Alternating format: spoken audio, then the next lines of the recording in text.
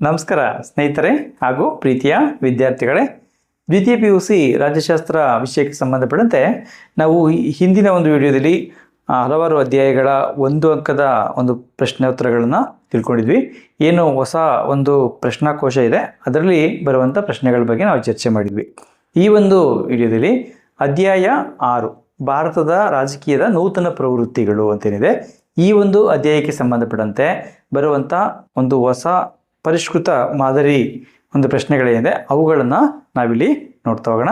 ನಾನು ನಿಮ್ಮ ಸ್ನೇಹಿತ ಸ್ವಾಮಿಗೌಡ HK, ರಾಜ್ಯಶಾಸ್ತ್ರ ಉಪನ್ಯಾಸಕರ ಕಾರ್ಯವನ್ನು ನಿರ್ವಹಿಸ್ತಾ ಇದ್ದೀನಿ. ಈ ಒಂದು ವಿಡಿಯೋ ನೋಡಿದ ನಂತರದಲ್ಲಿ ಈ ಒಂದು ವಿಡಿಯೋ ನಿಮ್ಗೆ ಇಷ್ಟವಾದರೆ ಲೈಕ್ ಮಾಡಿ, ಹಾಗೆ ನಿಮ್ಮ ಸ್ನೇಹಿತರ ಜೊತೆ ಕೂಡ ಇದನ್ನು ಶೇರ್ ಮಾಡ್ಕೊಳ್ಳಿ. ಹಾಗೆ ಒಂದು ಚಾನಲ್ ನೀವು ಸಬ್ಸ್ಕ್ರೈಬ್ ಮಾಡ್ಕೊಂಡಿಲ್ಲ ಅಂತಂದರೆ ಈ ಒಂದು ಚಾನಲ್ನ ಸಬ್ಸ್ಕ್ರೈಬ್ ಮಾಡ್ಕೊಳ್ಳಿ. ನಾನು ಮುಂದೆ ಮಾಡುವಂಥ ಎಲ್ಲ ವಿಡಿಯೋಗಳು ನಿಮಗೆ ನೇರವಾಗಿ ಬರಬೇಕು ಅಂದರೆ ಪಕ್ಕದಲ್ಲಿರುವಂಥ ಬೆಲ್ ಬಟನ್ ಕ್ಲಿಕ್ ಮಾಡಿ ನೋಟಿಫಿಕೇಷನ್ನ ಆನ್ ಅಂತ ಸೆಟ್ ಮಾಡ್ಕೊಳ್ಳೋದನ್ನ ಮರಿಬೇಡಿ ಅಂತ ಹೇಳ್ತಾ ನಾವೀಗ ನೇರವಾಗಿ ಪ್ರಶ್ನೋತ್ತರಗಳನ್ನು ನೋಡ್ತಾ ಹೋಗೋಣ. ಇಲ್ಲಿ ಮೊದಲನೇ ಒಂದು ವಿಭಾಗ ಏನಿರುತ್ತೆ, ಇಲ್ಲಿ ಕೆಳಗಿನ ಪ್ರಶ್ನೆಗಳಿಗೆ ಸರಿಯಾದ ಉತ್ತರವನ್ನು ಆಯ್ಕೆ ಮಾಡಿ ಬರೆಯಿರಿ ಅಂತ ಇರುತ್ತೆ. ಈ ಒಂದು ಪ್ರಶ್ನೆಗಳಿಗೆ ಬಹು ಆಯ್ಕೆ ಪ್ರಶ್ನೆಗಳಾಗಿರ್ತವೆ. 4 ಅಂಶಗಳನ್ನ ಕೊಟ್ಟಿರ್ತಾರೆ, ಅದರಲ್ಲಿ ಸರಿಯಾದಂಥ ಉತ್ತರವನ್ನು ಆಯ್ಕೆ ಮಾಡಿ ಬರೀಬೇಕಾಗತ್ತೆ. ಮೊದಲನೇ ಪ್ರಶ್ನೆ ನಾವಿಲ್ಲಿ ಗಮನಿಸ್ಬೋದು, ಅಸ್ಮಿತ ರಾಜಕಾರಣವನ್ನು ಗುರುತಿಸಿದವರು ಅಂತ ಇದೆ. ನೋಡಿ, ಇದನ್ನು 2024 ಪರೀಕ್ಷೆ 1ರಲ್ಲಿ ಕೇಳಲಾಗಿತ್ತು. ಭಾಳ ಮುಖ್ಯವಾದ ಪ್ರಶ್ನೆ, ಗಮನಿಸ್ಕೊಳ್ಳಿ. ಈ ಒಂದು ಅಧ್ಯಾಯದಲ್ಲಿ 1 ಅಂಕದ ಒಂದು ಪ್ರಶ್ನೆ ಮಾತ್ರ ಬರುತ್ತೆ. ವಿದ್ಯಾರ್ಥಿಗಳು ಒಂದು ಪ್ರಶ್ನೆಗೆ ತುಂಬ ಸುಲಭವಾಗಿ ಸಿದ್ಧವಾಗ್ಬೋದು. ಇಲ್ಲಿ ಇದಕ್ಕೆ ಸರಿಯಾದಂಥ ಉತ್ತರ ಯಾವುದು ಅಂತಂದಾಗ ಆಪ್ಷನ್ ಎ, LA ಕಾಫ್ಮನ್, ಅದು ಸರಿಯಾದಂಥ ಉತ್ತರ ಆಗಿದೆ. ಹಾಗೆ ನಾವು ಎರಡನೇ ಒಂದು ಪ್ರಶ್ನೆಗೆ ಹೋದಾಗ ರಾಷ್ಟ್ರೀಯ ಮತದಾರರ ದಿನಾಚರಣೆಯನ್ನು ಆಚರಿಸುವ ದಿನ, ಇದು ಕೂಡ ಬಹಳ ಮುಖ್ಯವಾದ ಪ್ರಶ್ನೆ. ಹಲವಾರು ಬಾರಿ ಪ್ರಶ್ನೆ ಪತ್ರಿಕೆಯಲ್ಲಿ ಇದನ್ನು ನಾವು ಗಮನಿಸ್ಬೋದು. ಇದು ಕೂಡ ಬಹಳ ಮುಖ್ಯ ಪ್ರಶ್ನೆ. ಹಾಗಾಗಿ ಇದು ಸರಿಯಾದ ಉತ್ತರ ಆಪ್ಷನ್ ಬಿ, 25ನೇ ಜನವರಿ ಅಥವಾ ಜನವರಿ 25 ಅಂತ ಆಪ್ಷನ್ ಹೇಗೆ ಕೊಟ್ಟಿರ್ತಾರೋ ಆ ರೀತಿ ನೀವು ಬರೀಬೇಕಾಗತ್ತೆ. ಹಾಗೆ ಮೂರನೇ ಪ್ರಶ್ನೆ ನೋಡಿದಾಗ ಹಣಕಾಸಿನ ಆಯೋಗವನ್ನು ರಚಿಸುವವರು ಅಂತ ಇದೆ. ಇದಕ್ಕೆ 4 ಆಯ್ಕೆಗಳನ್ನು ಕೂಡ ನೀಡಲಾಗಿದೆ, ಗಮನಿಸ್ಕೋಬೋದು ನೀವು. ಸರಿಯಾದಂಥ ಉತ್ತರ ಆಪ್ಷನ್ ಎ, ಭಾರತದ ರಾಷ್ಟ್ರಪತಿಗಳು. ಸಂವಿಧಾನದ 280ನೇ ವಿಧಿ ಪ್ರಕಾರ 5 ವರ್ಷಕ್ಕೊಮ್ಮೆ ಹಣಕಾಸು ಆಯೋಗವನ್ನು ರಚಿಸ್ತಾರೆ. ಹಾಗೆ 4ನೇ ಪ್ರಶ್ನೆ, ಭಾರತದಲ್ಲಿ ಇದುವರೆಗೂ ಎಷ್ಟು ಸಲ ರಾಷ್ಟ್ರೀಯ ತುರ್ತು ಪರಿಸ್ಥಿತಿಯನ್ನು ಹೇರಲಾಗಿದೆ ಅಂತ ಇದೆ. ಇದುವರೆಗೆ ಭಾರತದಲ್ಲಿ 3 ಬಾರಿ ರಾಷ್ಟ್ರೀಯ ತುರ್ತು ಪರಿಸ್ಥಿತಿಯನ್ನು ಘೋಷಣೆ ಮಾಡಿದ್ದಾರೆ. ಹಾಗಾಗಿ ಆಪ್ಷನ್ ಸಿ ಸರಿಯಾದಂಥ ಉತ್ತರ ಆಗಿದೆ.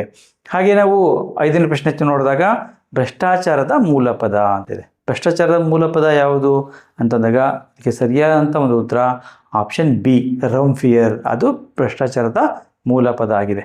ನೀವು ಇತರೆ ಪದಗಳನ್ನು ಕೂಡ ತಿಳ್ಕೊಂಡಿರಬೇಕು, ಇತರ ಅಧ್ಯಾಯಗಳಲ್ಲಿ ಬರ್ತವೆ. ಟೆರರ್, ಅದು ಭಯೋತ್ಪಾದನೆಯ ಮೂಲಪದ. ಹಾಗೆ ಎಲಿಗರ್, ಅದು ಚುನಾವಣೆಯ ಮೂಲಪದ. ಸೂಪರಾನಸ್, ಅದು ನಮಗೆ ಈ ಒಂದು ವರ್ಷದಲ್ಲಿ ಬರೋದಿಲ್ಲ, ಅದು ಪರಮಾಧಿಕಾರದ ಮೂಲಪದ ಆಗಿರುತ್ತೆ. ಹಾಗೆ ನಾವು 6ನೇ ಪ್ರಶ್ನೆಗೆ ಹೋದಂಥ ಸಂದರ್ಭದಲ್ಲಿ ಇಲ್ಲಿ ನಾವು ನೋಡುವಂಥದ್ದು 6ನೇ ಪ್ರಶ್ನೆಯನ್ನು, ಈ ಭೂಮಿಯಲ್ಲಿ ಪ್ರತಿಯೊಬ್ಬರ ಅಗತ್ಯತೆಗೂ ಸಾಲುವಷ್ಟು ಇದೆಯೇ ಹೊರತು ದುರಾಸೆಗಲ್ಲ ಎಂದು ಹೇಳಿದವರು ಅಂತಿದೆ. ಇದು ಕೂಡ ಭಾಳ ಮುಖ್ಯವಾದ ಪ್ರಶ್ನೆ. ನೋಡಿ, ಇದಕ್ಕೆ ಸರಿಯಾದಂಥ ಒಂದು ಉತ್ತರ ಯಾವುದು ಅಂತಂದಾಗ ಆಪ್ಷನ್ ಡಿ, ಮಹಾತ್ಮ ಗಾಂಧೀಜಿ. ಇದನ್ನು ನೆನ್ಪಿಟ್ಕೊಳ್ಳಿ, ಈ ಭೂಮಿಯಲ್ಲಿ ಪ್ರತಿಯೊಬ್ಬರ ಅಗತ್ಯತೆಗೂ ಸಾಲುವಷ್ಟು ಇದೆಯೇ ಹೊರತು ದುರಾಸೆಗಲ್ಲ, ಈ ಮಾತನ್ನು ನೆನ್ಪಿಟ್ಕೋಬೇಕು. ಹಾಗೆ 7ನೇ ಪ್ರಶ್ನೆಗೆ ಬಂದಾಗ ಕೇಂದ್ರ ಪಟ್ಟಿಗೆ ಒಂದು ಉತ್ತಮ ಉದಾಹರಣೆ. ಕೇಂದ್ರ ಪಟ್ಟಿಗೆ ಉತ್ತಮ ಉದಾಹರಣೆ ಅಂದಾಗ ಇಲ್ಲಿ 4 ಅಂಶಗಳು ಕೊಡಲಾಗಿದೆ. ವಿವಾಹ, ಶಿಕ್ಷಣ, ಸಾರಿಗೆ, ರಕ್ಷಣೆ ಅಂತ 4 ಅಂಶಗಳು ಕೊಡಲಾಗಿದೆ. ಇಲ್ಲಿ ಕೆಳಗಡೆ ನಿಮಗೆ ಸಂಕೇತಗಳನ್ನ ಕೊಟ್ಟಿರ್ತಾರೆ, ಆ ಸಂಕೇತಗಳನ್ನ ನೋಡಿ ಉತ್ತರಗಳನ್ನ ಬರೀಬೇಕಾಗತ್ತೆ. ಇಲ್ಲಿ ಸರಿಯಾದಂಥ ಒಂದು ಆಯ್ಕೆ ಯಾವುದು ಅಂತಂದಾಗ ನಮಗೆ ರಕ್ಷಣೆ ಅಂತ ಏನಿದೆ ಅದು ಸರಿಯಾದಂಥ ಉತ್ತರ ಆಗಿದೆ. ಹಾಗಾಗಿ ಆಪ್ಷನ್ ಡಿ 4 ಮಾತ್ರ ಅಂತ ಉತ್ತರವನ್ನು ಬರೀಬೇಕು. ಉತ್ತರ ನಿಮ್ಮದು ರಕ್ಷಣೆ ಅಂತ ಇರಬಾರ್ದು, ಆಪ್ಷನ್ ಡಿ 4 ಮಾತ್ರ ಎಂಬುದೇನಿದೆ ಅದು ಉತ್ತರ ಆಗಿರಬೇಕಾಗತ್ತೆ. ಹಾಗೆ ನಾವು 8ನೇ ಪ್ರಶ್ನೆಗೆ ಹೋದಾಗ ಈ ವಿಧಿಯನ್ವಯ ರಾಜ್ಯಗಳ ಮೇಲೆ ರಾಷ್ಟ್ರಪತಿ ಆಳ್ವಿಕೆಯನ್ನು ಹೇರಲಾಗುವುದು ಅಂತಿದೆ. ನೋಡಿ, ಇದಕ್ಕೆ ಯಾವ ವಿಧಿ ಪ್ರಕಾರ? ಸಂವಿಧಾನದ 356ನೇ ವಿಧಿ, ಆಪ್ಷನ್ ಬಿ ಸರಿಯಾದಂಥ ಉತ್ತರ ಆಗಿದೆ. ಹಾಗೆ ನಾವು 9ನೇ ಪ್ರಶ್ನೆಗೆ ಹೋದಾಗ ಭಾರತದಲ್ಲಿ ಮತದಾರನ ವಯಸ್ಸನ್ನು 21ರಿಂದ 18ಕ್ಕೆ ಇಳಿಸಿದ ಸಂವಿಧಾನ ತಿದ್ದುಪಡಿ ಅಂತ ಇದೆ. ನೋಡಿ, ಇದು ಕೂಡ ಬಹಳ ಮುಖ್ಯವಾದ ಪ್ರಶ್ನೆ. ಇತ್ತೀಚೆಗೆ ಪ್ರಶ್ನೆ ಕೇಳೋ ಸಾಧ್ಯತೆಗಳಿರ್ತವೆ. ಹಾಗಾಗಿ ಬಹಳ ಮುಖ್ಯವಾಗಿ ವಿದ್ಯಾರ್ಥಿಗಳು ಗಮನಿಸ್ಕೋಬೇಕಾಗುತ್ತೆ. ಸರಿಯಾದಂಥ ಒಂದು ಉತ್ತರ ಆಪ್ಷನ್ ಡಿ, 61ನೇ ತಿದ್ದುಪಡಿ. ಈ ಒಂದು ಕಾಯ್ದೆಯ ಮೂಲಕ 1989ರಲ್ಲಿ ಅದನ್ನು ಜಾರಿಗೆ ತರ್ತಾರೆ. ಹಾಗೆ ನಾವು 10ನೇ ಪ್ರಶ್ನೆ ಹೋದಾಗ ಭ್ರಷ್ಟಾಚಾರದ ವಿರುದ್ಧ ಹೋರಾಡಿದ ನಾಯಕ. ಇದನ್ನು ತುಂಬ ಸುಲಭವಾಗಿ ಗುರುತಿಸ್ತೀನಿ. ಭ್ರಷ್ಟಾಚಾರದ ವಿರುದ್ಧ ಹೋರಾಡಿದ ನಾಯಕ ಯಾರು ಅಂದಾಗ ಅದಕ್ಕೆ ಸರಿಯಾದಂಥ ಉತ್ತರ ಅಣ್ಣಾ ಹಜಾರೆ. ಆಪ್ಷನ್ ಸಿ ಸರಿಯಾದಂಥ ಉತ್ತರ ಆಗಿದೆ. ಹಾಗೆ ನಾವು 11ನೇ ಪ್ರಶ್ನೆಗೆ ಹೋದಾಗ ಭಾರತದಲ್ಲಿ ಲೋಕಾಯುಕ್ತ ಸಂಸ್ಥೆಯನ್ನು ಪ್ರಥಮವಾಗಿ ಜಾರಿಗೆ ತಂದ ರಾಜ್ಯ ಅಂತ ಇದೆ.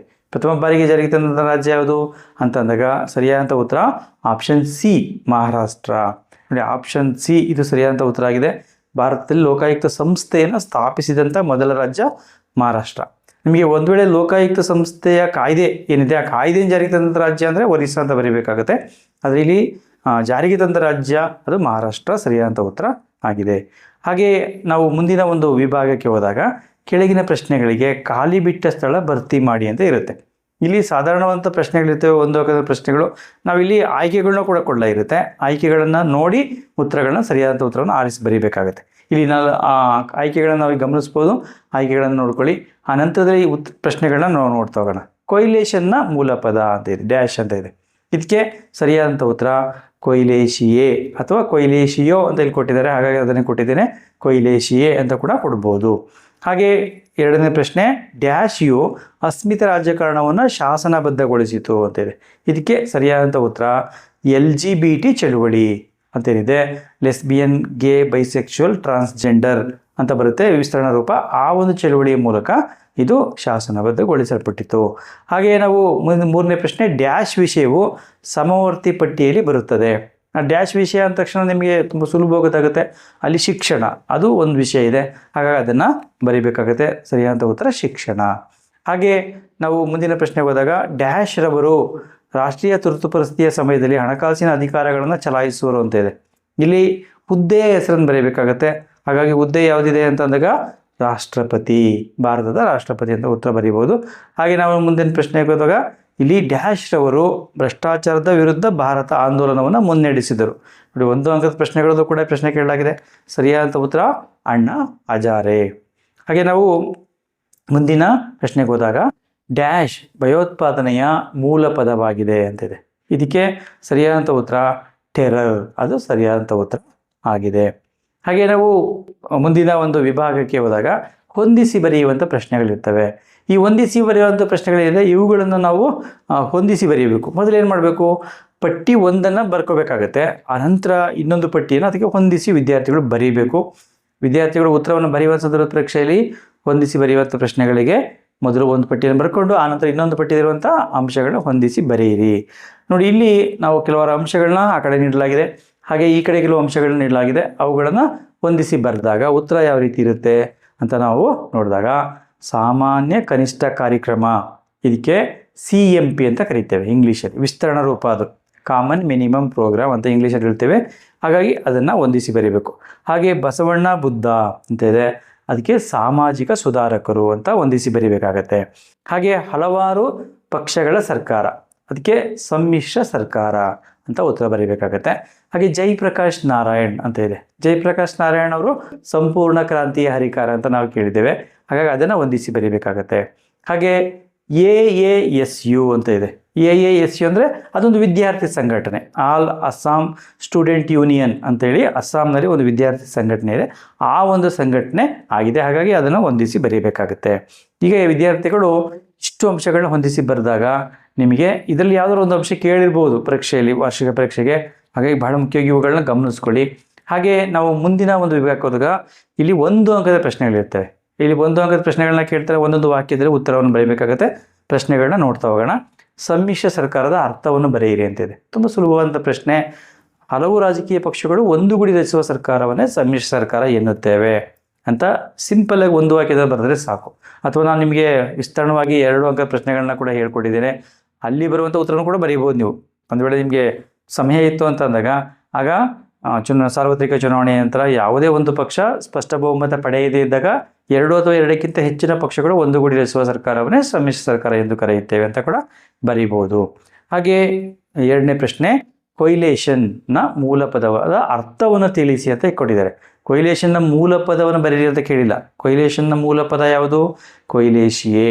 ಆ ಕೊಯ್ಲೇಶಿಯೇ ಕೋ ಮತ್ತು ಅಲೆಸಿಯರ್ ಎಂಬಂಥ 2 ಪದಗಳಿಂದ ಬಂದಿದೆ. ಅದರ ಅರ್ಥ ಏನಂತಂದರೆ ಒಟ್ಟಿಗೆ ಬೆಳೆಯುವುದು. ಕೋ ಅಂದರೆ ಒಟ್ಟಿಗೆ, ಅಲೆಸಿಯರ್ ಎಂದರೆ ಬೆಳೆಯುವುದು ಎಂದರ್ಥ ಅಂತ ಬರೀಬೇಕಾಗತ್ತೆ. ಹಾಗೆ ನಾವು ಸಮ್ಮಿಶ್ರ ಸರ್ಕಾರ ಪ್ರಾರಂಭವಾದ ರಾಷ್ಟ್ರವನ್ನು ಹೆಸರಿಸಿ ಅಂತ ಇದೆ. ನೋಡಿ, ಇಲ್ಲಿ ನಮಗೆ ಸಮ್ಮಿಶ್ರ ಸರ್ಕಾರವನ್ನು ಹೊಂದಿರುವಂಥ ರಾಷ್ಟ್ರಗಳನ್ನು ಬರೆಯಿರಿ ಅಂತ ಕೇಳಿದಾಗ ಭಾರತ, ಫ್ರಾನ್ಸು, ಇಟಲಿ, ಜರ್ಮನಿ ಮತ್ತು ಇಂಗ್ಲೆಂಡ್ ಎಲ್ಲ ಬರಿತೀವಿ. ಇಲ್ಲಿ ಸಮ್ಮಿಶ್ರಕ್ಕೆ ಪ್ರಾರಂಭವಾದ ರಾಷ್ಟ್ರವನ್ನು ಹೆಸರಿಸಿ ಅಂತ ಏನು ಪ್ರಶ್ನೆ ಕೇಳಿದ್ದಾರೆ, ಇದಕ್ಕೆ ಸರಿಯಾದ ಉತ್ತರ ಇಂಗ್ಲೆಂಡ್, ಅದು ಬರೀಬೇಕು. ಒಂದು ವೇಳೆ ನಿಮಗೆ ಈ ಪ್ರಶ್ನೆಯಲ್ಲಿ ಸ್ವಲ್ಪ ಗೊಂದಲ ಇರ್ತವೆ, ಸಮ್ಮಿಶ್ರ ಸರ್ಕಾರ ಇರುವಂಥ ರಾಷ್ಟ್ರಗಳು ಅದು ಯಾವಾಗ ಪ್ರಾರಂಭ ಆಯಿತು ಅಂತ ಸ್ಪಷ್ಟವಾಗಿ ಕೇಳಿಲ್ಲ. ಒಂದು ವೇಳೆ ಇತ್ತೀಚೆಗೆ ಪ್ರಾರಂಭವಾದಂಥ ಅಂದಾಗ ನಾವು ಇಂಗ್ಲೆಂಡನ್ನು ಸ್ಪಷ್ಟವಾಗಿ ಬರೀಬೋದಿತ್ತು. ಬಟ್ ಸಮ್ಮಿಶ್ರ ಸರ್ಕಾರಕ್ಕೆ ಪ್ರಾರಂಭವಾದ ರಾಷ್ಟ್ರವನ್ನು ಹೆಸರಿಸಿ ಇತ್ತೀಚೆಗೆ ನಮ್ಮ ಪುಸ್ತಕದಲ್ಲಿರುವ ಪ್ರಕಾರ ಇಂಗ್ಲೆಂಡ್ ಸರಿಯಾದಂಥ ಉತ್ತರ ಆಗಿರುತ್ತೆ. ಅದನ್ನು ನೆನ್ಪಿಟ್ಕೊಂಡಿರ್ಬೇಕಾಗತ್ತೆ. ಅಥವಾ ನೀವು ಅವ್ರ ಪ್ರಶ್ನೆ ಯಾವ ರೀತಿ ಕೇಳ್ತಾರೆ ಅದರ ಮೇಲೆ ಉತ್ತರವನ್ನು ಬರೀಬೇಕು. ಹಾಗೆ 4ನೇ ಪ್ರಶ್ನೆ ಇರುವಂಥದ್ದು, ಭಾರತದಲ್ಲಿ ಯಾವ ವರ್ಷ ಸಮ್ಮಿಶ್ರ ರಾಜಕಾರಣ ಉದಯಿಸಿದಂತಿದೆ. ನೋಡಿ, ಭಾರತದಲ್ಲಿ ಅಂತ ಕೇಳಿದಾಗ ನಾವು ಸ್ವತಂತ್ರ ಪೂರ್ವದಲ್ಲಿ ನಾವು ನೋಡಿದಾಗ ಬ್ರಿಟಿಷರ ಕಾಲದಲ್ಲೇ 1937 ಸಮ್ಮಿಶ್ರ ಸರ್ಕಾರ ವ್ಯವಸ್ಥೆ ಬಂತು ಅಂತ ನಾವು ಇತಿಹಾಸ ನೋಡಿದಾಗ ಹೇಳ್ತೀವಿ. ಆದರೆ ಸ್ವತಂತ್ರ ಬಂದ ನಂತರದಲ್ಲಿ ತಗೊಂಡಾಗ ಸರಿಯಾದಂಥ ಉತ್ತರ 1977 ಅಂಥೇಳಿ ಉತ್ತರವನ್ನು ಬರೀರಿ.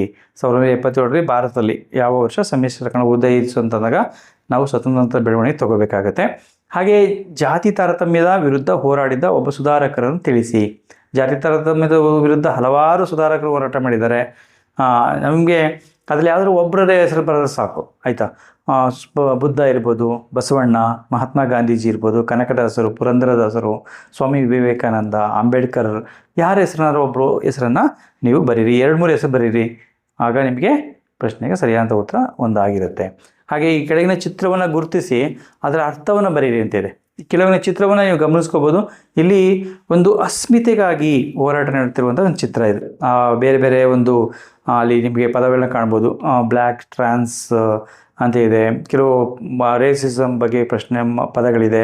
ಅಲ್ಲಿ ನೀವು ಗಮನಿಸಿದಾಗ ಅಸ್ಮಿತೆಗಾಗಿ ನಡೆಯುವಂಥ ಒಂದು ಹೋರಾಟ. ಹಾಗಾಗಿ ಇದು ಅಸ್ಮಿತೆ ರಾಜಕೀಯಕ್ಕೆ ಸಂಬಂಧಪಟ್ಟಂಥ ಚಿತ್ರವಾಗಿದ್ದು, ಜಾತಿ, ಧರ್ಮ, ಭಾಷೆ, ಲಿಂಗ, ಪ್ರದೇಶ ಮುಂತಾದವುಗಳ ಆಧಾರದಲ್ಲಿ ನಡೆಯುವ ರಾಜಕೀಯ ಚಟುವಟಿಕೆಗಳನ್ನೇ ನಾವು ಅಸ್ಮಿತೆ ರಾಜಕೀಯ ಎಂದು ಕರೆಯುತ್ತೇವೆ ಅಂತ ಬರೆದ್ರೆ ಸಾಕು. ಹಾಗೆ 7ನೇ ಪ್ರಶ್ನೆ, ಅಸ್ಮಿತೆ ರಾಜಕೀಯದ ಪ್ರಮುಖ ಆಧಾರಗಳಲ್ಲಿ ಒಂದು ಉದಾಹರಣೆಯನ್ನು ಕೊಡಿ ಅಂತ ಇದೆ. ನೋಡಿ, ಒಂದು ಉದಾಹರಣೆ ಯಾವುದು? ಧರ್ಮ, ಜಾತಿ, ಪ್ರದೇಶ, ಭಾಷೆ, 4 ಮುಖ್ಯವಾದಂಥ ಅಂಶಗಳು. ಇದರಲ್ಲಿ ಯಾವುದಾದ್ರು ಒಂದು ಉದಾಹರಣೆಯನ್ನು ಕೊಟ್ಟರೆ ಸಾಕು ನೀವು. ಹಾಗೆ ನಾವು 8ನೇ ಪ್ರಶ್ನೆಗೆ ಹೋದಾಗ, ನೀವು ಗುರುತಿಸಿದ ಯಾವುದಾದ್ರೂ ಒಂದು ರಾಷ್ಟ್ರೀಯ ಸಮಸ್ಯೆಯನ್ನು ತಿಳಿಸಿ ಅಂತಿದೆ. ರಾಷ್ಟ್ರೀಯ ಸಮಸ್ಯೆಗಳು ಹಲವಾರು ಇದೆ, ಅದರಲ್ಲಿ ಯಾವುದಾದ್ರೂ ಒಂದು ಸಮಸ್ಯೆನ ನೀವು ಗುರುತಿಸಿದ್ದನ್ನು ಬರೆದ್ರೆ ಸಾಕು. ನಾನು ಇಲ್ಲಿ ಕೆಲವಾರು ಸಮಸ್ಯೆಗಳು ಕೊಟ್ಟಿದ್ದೇನೆ. ಬಡತನ, ಜನಸಂಖ್ಯಾ ಸ್ಫೋಟ, ಅನಕ್ಷರತೆ, ಅಸಮಾನತೆ, ಕೋಮುವಾದ, ಭ್ರಷ್ಟಾಚಾರ, ಬೆಲೆ ಏರಿಕೆ ಸಮಸ್ಯೆಗಳಿರ್ಬೋದು, ರೈತರ ಸಮಸ್ಯೆಗಳು ಅಥವಾ ಗಡಿ ಸಮಸ್ಯೆಗಳಿರ್ಬೋದು, ಬೇರೆ ಬೇರೆ ಸಮಸ್ಯೆಗಳಿದೆ. ಯಾವುದಾದ್ರೂ ಒಂದು ಸಮಸ್ಯೆನ ನೀವು ಬರೆದ್ರೆ ಸಾಕಾಗುತ್ತೆ. ಹಾಗೆ ನಾವು ಮುಂದೆ ನೋಡಿದಾಗ, ಆಮದು ಮತ್ತು ರಫ್ತಿನ ಮೇಲೆ ರಾಜ್ಯಗಳು ತೆರಿಗೆಯನ್ನು ವಿಧಿಸಬಲ್ಲವೇ ಅಂತ ಪ್ರಶ್ನೆ ಇದೆ. ಇದಕ್ಕೆ ಹೌದು ಅಥವಾ ಇಲ್ಲ ಅಂತ ಉತ್ತರ ಕೊಡಬೇಕಾಗತ್ತೆ. ಇಲ್ಲಿ ಸರಿಯಾದಂಥ ಉತ್ತರ, ರಾಜ್ಯಗಳಿಗೆ ಅಧಿಕಾರ ಇಲ್ಲ ಅಂತ ನಾವು ಉತ್ತರನ ಹೇಳಬೇಕಾಗುತ್ತೆ. ಅದು ಕೇಂದ್ರ ಸರ್ಕಾರದ ವಿಶೇಷ ಅಧಿಕಾರ ಆಗಿದೆ. ಆಮದು ಮತ್ತು ರಫ್ತು ಅವುಗಳ ಮೇಲೆ ಕೇಂದ್ರ ಸರ್ಕಾರಕ್ಕೆ ವಿಶೇಷ ಅಧಿಕಾರ ಇರುತ್ತೆ. ನೆಕ್ಸ್ಟು, ಭಾರತದ ಸಂಚಿತ ನಿಧಿ ಎಂದರೇನು ಅಂತ ಇದೆ. ಸಂಚಿತ ನಿಧಿ ಅಂದ್ರೇನು? ನೋಡಿ, ಭಾರತ ಸರ್ಕಾರದ ಎಲ್ಲ ಆದಾಯ ಮತ್ತು ಸಾಲದ ಹಣವನ್ನು ಜಮಾ ಮಾಡುವ ಮುಖ್ಯ ನಿಧಿಯನ್ನೇ ಭಾರತದ ಸಂಚಿತ ನಿಧಿ ಎಂದು ಕರೆಯುತ್ತೇವೆ ಅಂತ ಉತ್ತರವನ್ನು ಬರೀಬೇಕಾಗುತ್ತೆ. ನೋಡಿ, ಇದಿಷ್ಟು ಕೂಡ ಒಂದು ಅಂಕದ ಭಾಳ ಮುಖ್ಯವಾದಂಥ ಪ್ರಶ್ನೆಗಳು. ನೋಡಿ, ಇವುಗಳನ್ನು ಎಲ್ಲವನ್ನೂ ಕೂಡ ನೀವು ಅಧ್ಯಯನ ಮಾಡಿದರೆ ನಿಮಗೆ ಸಾಮಾನ್ಯವಾಗಿ ಈ ಒಂದು ಅಧ್ಯಾಯದಲ್ಲಿ ಒಂದು ಪ್ರಶ್ನೆ, 1 ಅಂಕದ ಪ್ರಶ್ನೆ ಬರುತ್ತೆ ಅಂಥೇಳಿ ನಮ್ಮ ಬ್ಲೂ ಪ್ರಿಂಟಲ್ಲಿ, ಈ ವರ್ಷದ ಬ್ಲೂ ಪ್ರಿಂಟಲ್ಲಿದೆ. ವಿದ್ಯಾರ್ಥಿಗಳು ಅಧ್ಯಯನವನ್ನು ಮಾಡಿಕೊಂಡು ಅವುಗಳನ್ನು ನೀವು ಪರೀಕ್ಷೆಯಲ್ಲಿ ಅನ್ವಯಿಸಿದರೆ ಖಂಡಿತ ನಿಮಗೆ ಹೆಚ್ಚಿನ ಅಂಕ ಗಳಿಸಲಿಕ್ಕೆ ಸಾಧ್ಯ ಆಗುತ್ತೆ. ಏಕೆಂದರೆ ನಿಮಗೆ 1 ಅಂಕದ ಪ್ರಶ್ನೆಗಳು ಪ್ರತಿಯೊಂದು ಕೂಡ ಬಹಳ ಮುಖ್ಯ. 1 ಅಂಕ ಮಿಸ್ ಆದರೆ ನಿಮಗೆ ಅಲ್ಲಿ 1 ಅಂಕ ಹೋಗ್ಬಿಡುತ್ತೆ. ಹಾಗಾಗಿ ನೀವು ಏನು 100% ತಗೋಬೇಕು ಅಂದ್ಕೊಂಡಿರ್ತೀರಿ, ಅದು ಮಿಸ್ ಆಗೋ ಚಾನ್ಸ್ ಇರುತ್ತೆ.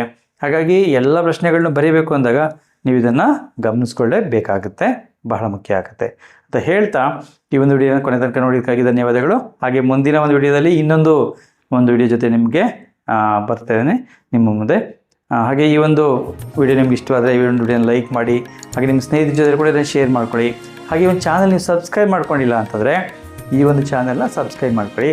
ಪಕ್ಕದಲ್ಲಿರುವಂಥ ಬೆಲ್ ಬಟನ್ ಕ್ಲಿಕ್ ಮಾಡಿ ನೋಟಿಫಿಕೇಷನ್ನ ಆಲ್ ಅಂತ ಸೆಟ್ ಮಾಡ್ಕೊಂಡ್ರೆ ನಾನು ಮುಂದೆ ಮಾಡುವಂಥ ಎಲ್ಲ ವಿಡಿಯೋಗಳು ನಿಮಗೆ ನೇರವಾಗಿ ಬರಲಿಕ್ಕೆ ಸಾಧ್ಯ ಆಗುತ್ತೆ ಅಂತ ಹೇಳ್ತಾ ನಮಸ್ಕಾರ.